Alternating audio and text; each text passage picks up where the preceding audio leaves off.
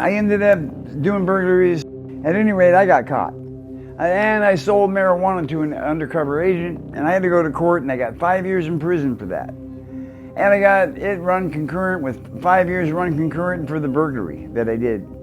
And so I went to prison there, did a couple of years, got paroled back to Seattle.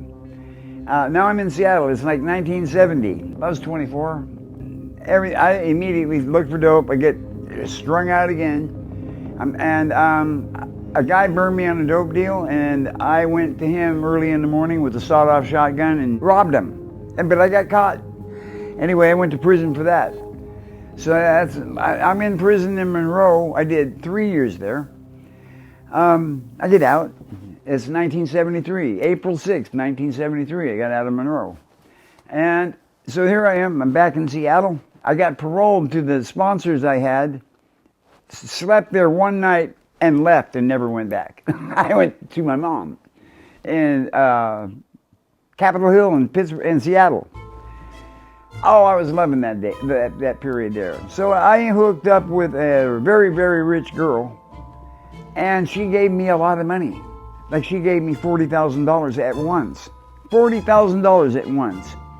And I was just I had a nice car. I had big balloons full of heroin. I had everything I ever wanted in life at that time.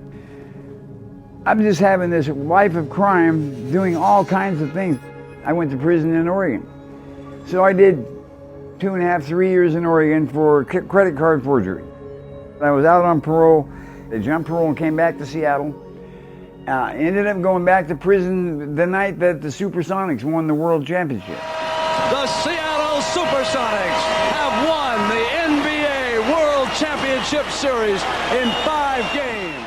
I went back to jail for possession of stolen property. So I went to prison on that, did a couple of years, got out. That was 1982 when I finally got out. And I started robbing hospitals for pharmaceutical narcotics. So I'm like getting $300,000, $400,000 worth of narcotics from one of these robberies. I robbed the Coleman General, the Puyallup, Good Samaritan, the Allenmore, the Puget Sound. I robbed them all. And one of them I robbed twice. I'm not really bragging about this stuff, but I did that. It was from my disgusting heroin habit.